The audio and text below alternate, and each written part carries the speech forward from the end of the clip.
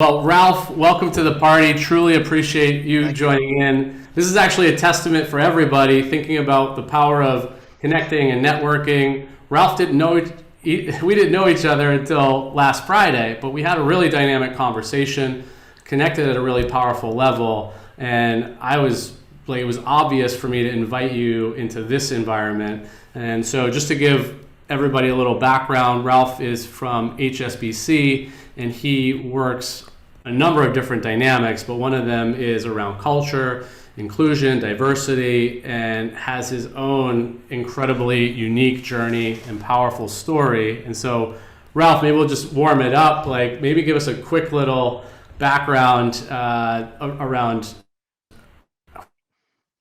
Yeah. Thank you, David. a little I bit appreciate it. about where we've been with it. Thank you all. Thank you all for having me. As you can hear, the other funny accent here, the American accent on the line. I'm from HSBC in the U.S. I have a new role, probably first 30 days, just past the 30 days of being the head of inclusion and culture for the U.S. Business. Previously, I was in our commercial banking business. I've been with HSBC for about 17 and a half years now. And look, I feel like, I have a kindred spirit of people on the line here because it feels like just yesterday when I was thinking about interviewing coming out of university. But before I get to that, just a little sense, just a little tiny bit more about me. Um, so before I was in HSBC, or I entered HSBC in strategy and marketing. I was the head of marketing for one of our specialty lending divisions. I moved into a number of different roles. I've held positions in our specialty lending on the consumer side, our commercial banking business, our global banking and markets business, and our COO, US COO office. You can ask me later about how I was able to make all those moves. The only part of the business I have not been in so far is our wealth and private banking. So who knows what the future will hold. So I found myself in commercial banking as we were coming out of the Great Recession and our mass remediation of HSBC, as we were looking to go into growth mode with commercial banking. And the reality is we were trying to go into growth coming out of a period of really poor morale as the business was kind of right sizing, which is another fancy word of saying dealing with efficiencies, getting smaller, exiting clients, exiting people. And so as you can see, that's not very motivating. And so before we could grow, the question was, how do we increase the morale of our organization? And what do we do? And I was the chief of staff for the head of the business, and I got tapped with solving that. Long story short, we had one of the worst people engagement scores in the U.S. Our commercial banking business when we started. Last 2 years, we had the best people scores in the U.S. And so that only afforded me the opportunity to apply for the role that I'm in now, which is to do this across all of the U.S. since I've demonstrated success elsewhere. Um, so I'll get back to the reason why we're here, which is talking about preparing for interviews. Um, Look, first, it's in a sense, like I said, I remember this like it was just yesterday, and I am not unlike any of you, probably, to a larger degree than you actually realize. My family's from Antigua, little small island in the Caribbean. My dad spent a number of years in the UK, in London. My oldest sister was born there, and then we came to New York. I can say, and she was born in a rough part of town. It was East London then, and in those days was a pretty rough part of town. And then we moved to another rough part of town in New York. And so we had to work ourselves to get to the next place that we wanted to be. And whether you are come from a very well-to-do background, which is fantastic, or you come from a background which is, hey, I'm just trying to figure this out, and I kind of feel like I don't have all the support system to do that, I can relate. And I'll talk to both of those. So as David was saying, look, I was in university, first person to graduate with a full bachelor's degree from the university in my family. Didn't know a lot of people who worked at major corporations, and I was preparing myself for interviews. And so what did I do? I just kind of loaded up the credit card, said I need to look sharp, get prepared, and going to my interviews and looking sharp and looking the part was very important to me because I knew perception was important, and I practiced a bit going through my resume with a few people, so just to get myself ready. And I did all the things that I would do for a really big exam, which was get good rest before the exam, be in a good mood, meaning that I didn't party the night before. I mean, kind of made sure that I was mentally prepared, looking sharp to go into the interview. Got into my first major interview, which was fantastic. And the first interview, I had the exact same suit on as the interviewer, so that just hey, nailed that one. Right.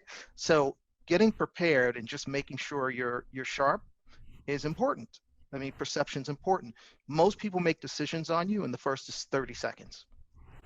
In reality, the first few words that you say, not to give yourself pressure, but what they're looking at is, will this person fit the bill? Right, will they fit into the environment? And quite honestly, I went on an interview where I was overdressed. I went on one interview and the environment in that, like, I felt I was overdressed because it was much more casual and I didn't know. So one, I kind of felt like I didn't do my homework. And two, when I looked at the environment at the time, I was like, well, this is not for me. So I would say to you, you are interviewing them just as much as they're interviewing you. You have power and agency in this. You have power to make sure that this environment is right for you. Do not assume that all jobs are right for you and all environments are right for you. So you need to interview them, and you need to probe for whether this would be a good place. I would also say, Ralph, maybe I'll just jump in to break it up a little bit and yeah, hit yeah, on that point. Like for everybody, that's a critical thing to think about. Like it's not just you going in and getting asked questions. Like you want to be thinking, is this the right opportunity for me? And inside of, if we talk about sales or influence or anything like that, it's not only about them testing you out. You actually demonstrate a lot of power and a lot of courage and confidence in all of this if you actually go at them a little bit. I'm not saying attack or be aggressive, but it's like curious, like test out, are they the right fit for you? Is this organization the right fit for you? And I'll stop there. Ralph, jump back in. That was yeah. awesome.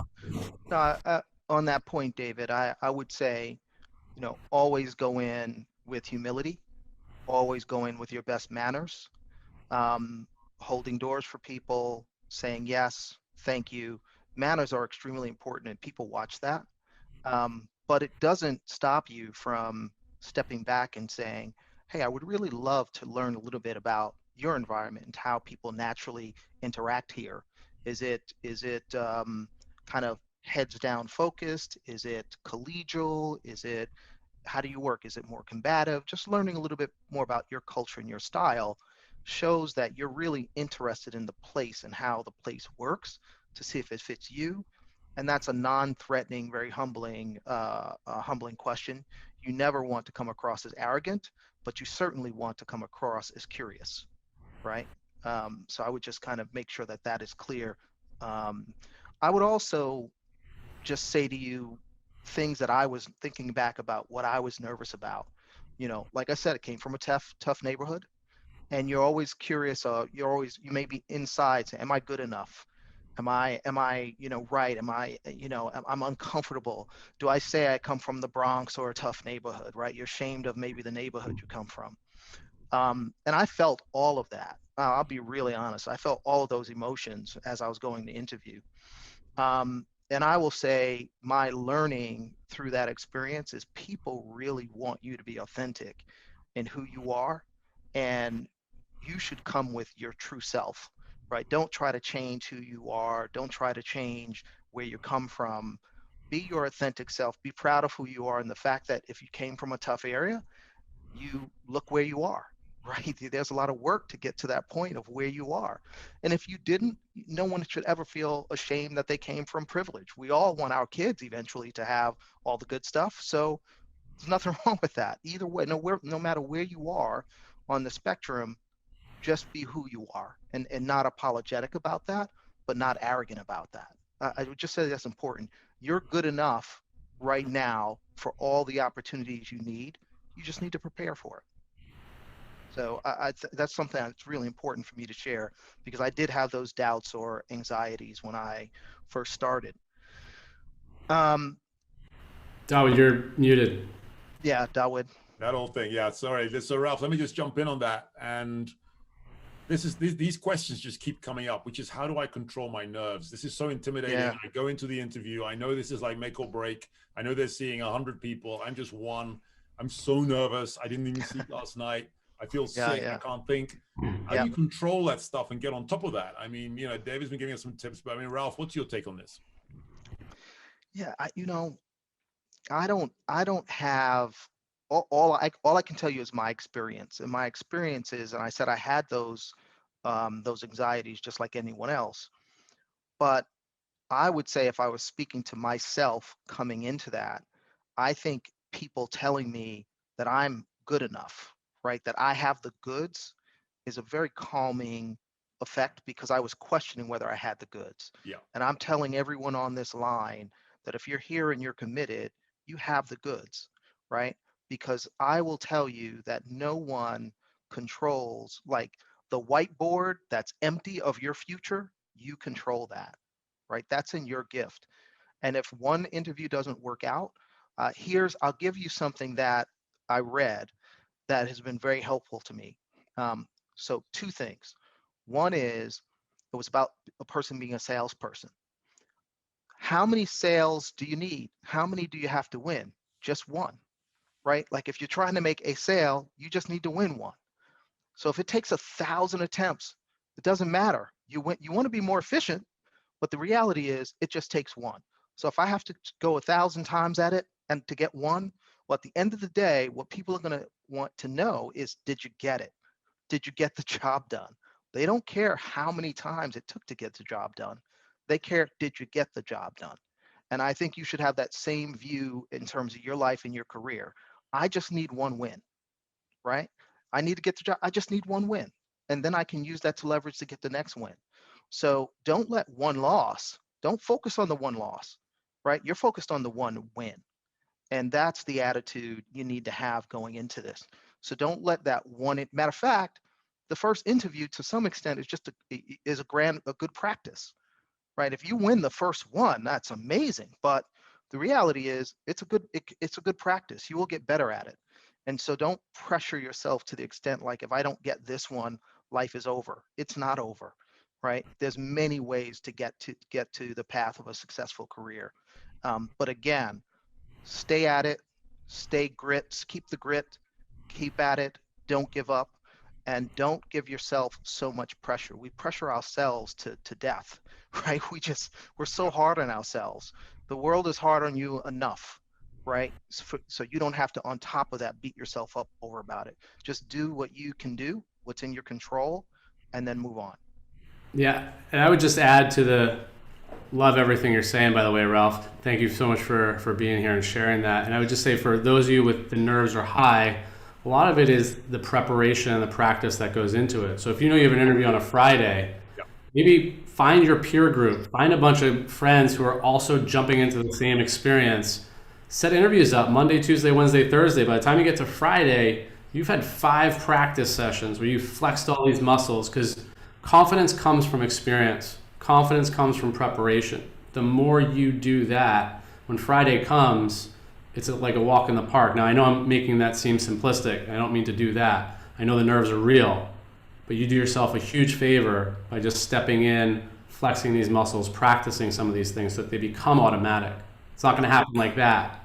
Dawood, what do you say? I was just going to say, look, I talked about the gold dust before. If that was the gold dust, this is the platinum dust. Because for me, I think one of my biggest learnings is this business of practicing and prepping. It's always underrated. Most people underrate it. But exactly like you said, David, if you can set it up and it's like a fake interview, so you get your friends, and most people don't want to do it, they're embarrassed. They're like, I don't want to ask my friend to interview me. Don't be embarrassed. You do it and just say, ask me hard questions. And by the way, maybe be nice to me, then mix it up and, let's do another interview. This time, just like, everything I say, give me a hard time. And then the real interview is never as bad as the worst fake interview that you can set up. And then by the time you get in there, you're like, that wasn't so bad. That was actually fine compared to what I expected. I actually, for one of mine, because I said I didn't have a family member who was in corporate America at the time, I asked a friend of mine, could I talk to his dad? And it was a brave thing to do, and I was nervous doing it, but I had some questions, and I knew his dad was kind of on our Wall Street here in the US, where all the big banks are and all the big corporations. And I just called him, and he was happy to take the call. And it was Yeah. just a pleasant conversation. So I would also say, don't be afraid to ask for help. And I would also say, when you enter these organizations, if they don't have a history of diversity, or you don't see a lot of diversity, say, look, I really would like to do well if I come here. Do you have mentor programs? I would like to make sure that I maybe you meet someone, an interviewer, that you kind of hit it off with. Even if you don't get the job, you could ask the person, hey, I'd love to connect with you periodically. I'm trying to kind of navigate my way in this world, and would you mind maybe connecting with me, just to as I have questions to get prepared? I will tell you, 95+% of the time, that person would be delighted. Yeah. So I will say to you, don't be afraid to ask for help. Again, you kind of have to just realize that there's more help out there than you realize if you ask for it. Yeah. Right. I Totally. didn't have the courage to do that, but and I didn't think about it at the time. But now that I interview so many different interns and grads, and go through the process, um, a lot of this is about being your authentic self and asking those very thoughtful questions that others may not have asked. Just because you have the courage to do it makes you stand out quite a bit. Yeah, totally, totally. And look, ladies and gentlemen, we have another like literally 2 minutes, and I want to be respectful of everybody's time, especially Ralph. Thank you so much for joining us. You were so amazing. I'm actually going to ask you to come back and join another one of these if you can possibly spare it, because these guys are loving it. You can just see. By the way, put anything in the chat. If you've got some questions, stuff you want us to pick up next time, questions for David, questions for me, questions, we're going to get Ralph back in the mix again if Ralph wants to do that, which I'm sure he would. Sure. Then yeah, put them in there. But Ralph, let's just end this. Let me ask you this question. If you had to give some advice to your younger self when you were starting out and you were coming from that tough background and you had this whole kind of shiny world in front of you, and right now you could look back and just say, I wish I'd known this one thing, that someone had told me this one thing, what would that thing be, do you think? Yeah, to be quite honest with you, I shared it. And that one thing was really about, you're good enough. Yeah. Right. That one thing is that I wish, because it brings your anxiety level so further down. Right. I'm just being brutally honest with all of you here. We're amongst friends.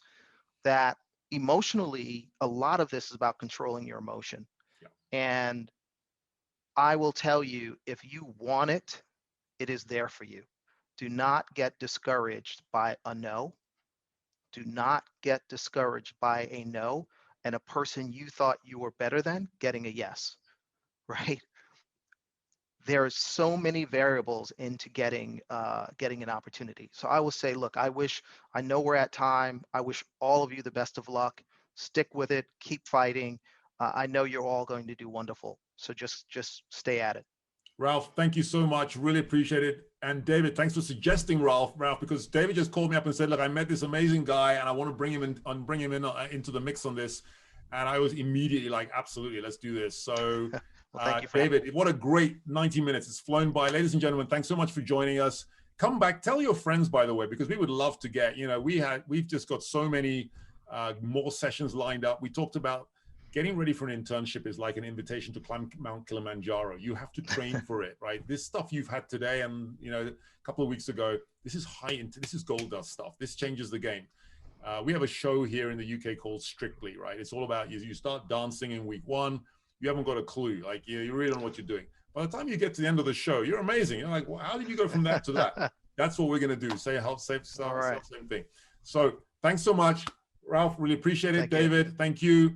Thanks, David. Ladies and gentlemen, we'll see you for the next one, and just be watching your screens because we're going to send a whole bunch more stuff out to you. So many thanks. Thanks, everybody. Bye, everyone. Yeah. See you guys. Thank you. Bye-bye.